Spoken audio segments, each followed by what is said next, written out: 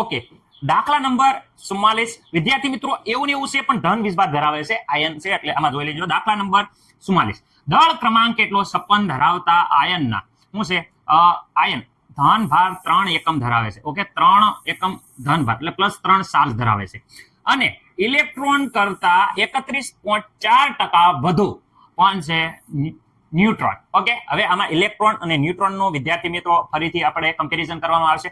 તો આયનની સંજ્ઞા દર્શાવો. આયનની સંજ્ઞા દર્શાવવાની છે. ઓલખેલ આપણે તત્વની દર્શાવી હતી, આમાં આયન છે એટલે ખાસ અલખેલ પહેલેથી ધ્યાન રાખશું કે ભાઈ અહીંયા કોઈ પણની સંજ્ઞા જ્યારે દર્શાવવાની હોય વિદ્યાર્થી મિત્રો ત્યારે તમને ખબર છે કે આ તત્વ લખવાનું હોય. તત્વમાં ઉપર વિદ્યાર્થી મિત્રો અહીંયા દળ ક્રમાંક લખવાનો હોય અને અહીંયા વિદ્યાર્થી મિત્રો પરમાણુ ક્રમાંક લખવાનો હોય. પરમાણુ ક્રમાંક.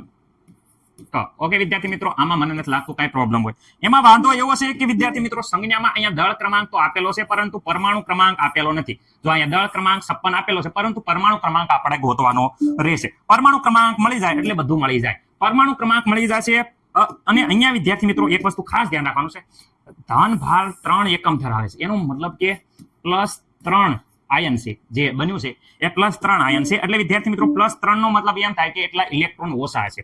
ઓકે, ચલો અહીંયા સર પહેલા શરૂઆત કરો ને તમે. હાલો શરૂઆત કરીએ. પરમાણુ ક્રમાંક આપણે ગોતવાનો છે. જે પરમાણુ ક્રમાંક એ પરમાણુ ક્રમાંક આપણે રીતે કેવી રીતે ગોતી શકશો તો પરમાણુ ક્રમાંક. ઓકે, પરમાણુ ક્રમાંક બરાબર તો પ્રોટોનની સંખ્યા મળી જાય એટલે મળી જાય. કોની સંખ્યા તો વિદ્યાર્થી મિત્રો પ્રોટોનની સંખ્યા. ઓકે, પ્રોટોનની સંખ્યા બરાબર આપણે દર ફેલ ધારીએ છીએ. આ વખતે ધારી લઈએ x y z, તમારે જે ધારવું એ ધારીએ. ઓકે, પરંતુ આપણે x ધારીએ છીએ તો x તમને સારું હવે બેઠી ગયું છે. ઓકે, હવે અહીંયા વાત કરે છે પરમાણુ ક્રમાંક, પછી આપણે પ્રોટોનની સંખ્યા, પછી આપણે ઇલેક્ટ્રોનની સંખ્યા ધારી. ઇલેક્ટ્રોનની સંખ્યા. ઓકે, તટસ્થ હોય તો પ્રોટોન જેટલી જ હોય પરંતુ અહીંયા +3 ધરાવે છે તો એનો મતલબ કે આમાંથી 3 ઇલેક્ટ્રોન વહી ગયા હશે એટલે +3 ધરાવે તો અહીંયા +3 લખો છો. રેડી? આવી રીતે ના યાર, રેડીમાં રેડી ક્યાં કરો છો? અહીંયા ઇલેક્ટ્રોન +3 હોય તો અહીંયા +3 નહીં કરવાનો. ઇલેક્ટ્રોન એટલા ગુમ થયા હોય એટલે વિદ્યાર્થી મિત્રો એટલે દૂર થયા હોય એટલે + ચાર્જ આવે. રેડી? ઋણ વિભાર એટલો દૂર થયો હોય એટલે અહીંયા માઇનસ નિશાની લખવાની રહેશે ઇલેક્ટ્રોનની સંખ્યામાં, કારણ કે અહીંયા + ચાર્જ ત્યારે જ આવે 3 ઇલેક્ટ્રોન દૂર થયા હોય તો. અહીંયા હા ના રાખો યાર. રેડી? સાહેબ તો ગપ્પા મારે, તમે પણ ક્યાં ગપ્પા મારો. ઓકે, ચલો હવે વિદ્યાર્થી મિત્રો ન્યુટ્રોનની સંખ્યા ખાસ યાદ રાખો. ન્યુટ્રોનની સંખ્યા. ઓકે વિદ્યાર્થી મિત્રો, ન્યુટ્રોનની સંખ્યા બરાબર તમને ખબર છે, જોઈ શકો છો કે અહીંયા જોઈ શકો છો ન્યુટ્રોનની સંખ્યા બરાબર તો આપણને કીધું છે કે ઇલેક્ટ્રોનની સંખ્યા કરતા કેટલા 30.4 વધુ છે. તો પેલા તો ઇલેક્ટ્રોનની જે સંખ્યા છે ઇલેક્ટ્રોનની સંખ્યા લખી નાખે. ઇલેક્ટ્રોનની સંખ્યા. ઓકે, આ ઇલેક્ટ્રોનની સંખ્યા એના કરતા વધુ કેટલા છે 30.4% વધુ છે. આ ઇલેક્ટ્રોનની જે સંખ્યા હતી એ ઇલેક્ટ્રોનની સંખ્યાના કેટલા છે વિદ્યાર્થી મિત્રો 30.4% શું છે વધુ. ઓકે સર, આ તો અમને ખબર પડી ગઈ. ચલો આપણે કિંમત મૂકી દઈએ. જે ન્યુટ્રોનની સંખ્યા અહીંયા ગોતવાનું હતું અહીંયા જોઈ શકીએ છીએ. ન્યુટ્રોનની સંખ્યા n બરાબર વિદ્યાર્થી મિત્રો અહીંયા ઇલેક્ટ્રોનની સંખ્યા તો જોઈ શકો છો. અહીંયા ઇલેક્ટ્રોનની સંખ્યાનું સૂત્ર અહીંયા છે તે ઇલેક્ટ્રોનની સંખ્યા જે બદલ્યું છે સૂત્ર ખાસ યાદ રાખજો. જે આપણે લખશું અહીંયા. ચલો ઇલેક્ટ્રોનની સંખ્યા કેટલા x - 3. ઓકે, વત્તા વિદ્યાર્થી મિત્રો અહીંયા આપણે ઇલેક્ટ્રોનની સંખ્યા હતી x - 3 ગુણ્યા અહીંયા 30.4%. ઓકે, ટકા જ્યારે દૂર કરવા હોય ત્યારે મેં દર ફેલ કહું છું કે ટકાની નિશાની જ્યારે દૂર કરવી હોય ત્યારે આપણે અહીંયા છેદમાં કરી નાખવાના 100. ઓકે સર, ચાલો આગળ સ્ટેપ આપણે આગળ જવા દઈએ. તો વિદ્યાર્થી મિત્રો અહીંયા બધાય ખબર છે x - 3 પ્લસ અહીંયા વિદ્યાર્થી મિત્રો x - 3 ઇન્ટુ અહીંયા વિદ્યાર્થી મિત્રો શું થઈ જાય છે આ 100 વડે ભાગા અહીંયા જ્યારે ભાગશું આપણે તો અહીંયા આવશે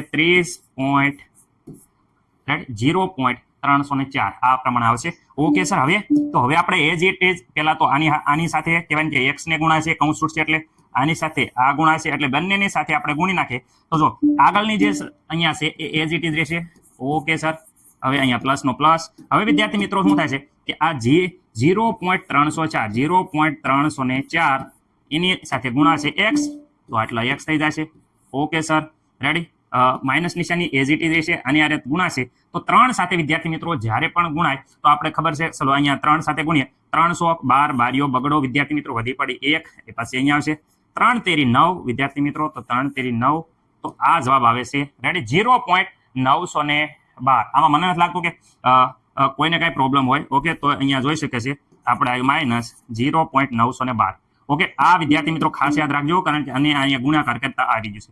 ઓકે, હવે આપણે સરખા સ્ટેપ હરખા કરી લઈએ. ચલો, અહીંયા વિદ્યાર્થી મિત્રો x. ઓકે, x વાળું સ્ટેપ સર અહીંયા આવ્યું, તો અહીંયા નિશાની સાથે લેવાનું છે. અહીંયા પ્લસ 0.304 x. ઓકે સર, અહીંયા જોઈ શકો છો વિદ્યાર્થી મિત્રો આ -3 છે, એ આ બાજુ લઈ લેવી -3, અને અહીંયા પણ વિદ્યાર્થી મિત્રો આ માઇનસ છે, તો અહીંયા સાથે જોઈન્ટ કરી દઈએ આપણે -0.912. ઓકે, ચલો અહીંયા વ્યવસ્થિત રીતે આ બંને x વાળા આ બંને અહીંયા કરી દઈએ. અહીંયા વિદ્યાર્થી મિત્રો કંઈ ના હોય ત્યારે મેં કીધું હતું કંઈ ના હોય ત્યારે અહીંયા 1 માનવાનું.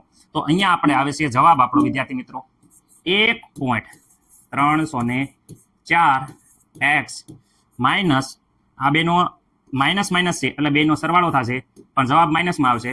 ઓકે, 3.912. ઓકે, આ આવી ગયા આપણને શું મળી ગઈ? ન્યુટ્રોનની સંખ્યા. ઓકે સર, અમને ન્યુટ્રોનની આ મળી ગઈ છે, એ ન્યુટ્રોનની વિદ્યાર્થી મિત્રો શું મળી ગઈ? સંખ્યા. ઓકે, હવે તો વિદ્યાર્થી મિત્રો દાખલો દર ફેલ હાવ ઈઝી થઈ જાય છે, ન્યુટ્રોનની સંખ્યા મળી જાય. પછી દર ફેલ આપણે કહીએ છીએ કે અહીંયા દળ ક્રમાંક. ઓકે, દળ ક્રમાંક. ઓકે, દળ ક્રમાંક બરાબર તો બધાને ખબર છે proton plus neutron. Ready? Okay, તો વિદ્યાર્થી મિત્રો અહીંયા દળ ક્રમાંક આપેલો છે, કેટલો છે જોઈ શકો છો? ઓકે, 56. હવે વિદ્યાર્થી મિત્રો પ્રોટોનની સંખ્યા ઓલવેઝ આપણે દર ફેલ વિદ્યાર્થી મિત્રો અહીંયા પ્રોટોનની સંખ્યા જોઈ શકો છો x.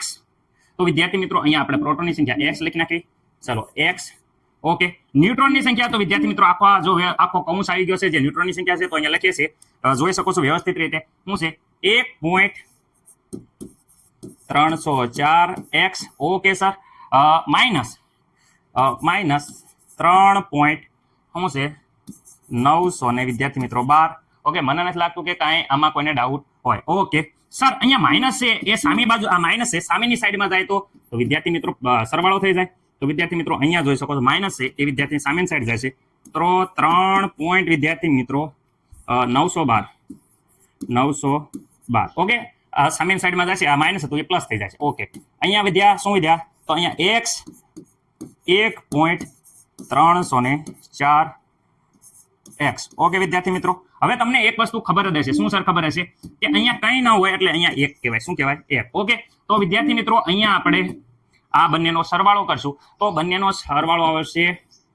તમે કેલ્ક્યુલેટર યુઝ કરો તો વાંધો નહીં, અહીંયા ખાલી 3 એડ કરી દો તો બાકી એઝ ઇટ ઇઝ જ રહેશે. મને નથી લાગતું કે કોઈને કઈ ડાઉટ હોય. રેડી? 6 ને 3 9 થઈ જશે, બાકી એઝ ઇટ ઇઝ રહેશે, એટલે 59.912 જેવો થઈ જશે. અહીંયા 1 ને 1 વિદ્યાર્થી મિત્રો 2 થઈ જશે. કેલ્ક્યુલેટરની જરૂર જ નથી, હાવ ઈઝી છે. ઓકે, 1 ને 1 2 થઈ જશે, અને 2.300 ને વિદ્યાર્થી મિત્રો 4.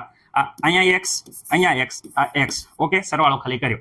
ઓકે વિદ્યાર્થી મિત્રો, હવે આ અહીંયા ગુણાકારમાં છે, સામેની સાઈડમાં જશે તો ભાગાકારમાં, તો આ બધું ભાગાકારમાં જાય તો અહીંયા હતા કેટલા? 59.912 ભાગ્યા આ આવી જશે અહીંયા સામેની સાઈડમાં જતા, તો ભાગાકારમાં 2.304. ઓકે, હવે આનો જવાબ એપ્રોક્સિમેટલી વિદ્યાર્થી મિત્રો અહીંયા ખાસ યાદ રાખજો, એપ્રોક્સિમેટલી 26 હું લખી નાખું છું. સર ભાગાકાર તો કરો વિદ્યાર્થી મિત્રો, 26 જેવો આવશે મને ખબર છે, કારણ કે આ દાખલો બહુ પ્રેક્ટિસ કરી છે. 26 આવી જશે, તમે કેલ્ક્યુલેટરમાં કરજો.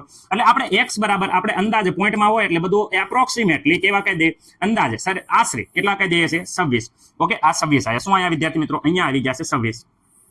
ઓકે સર, અહીંયા 26 આવી ગયા, તો અહીંયા તમે જોઈ શકો છો કે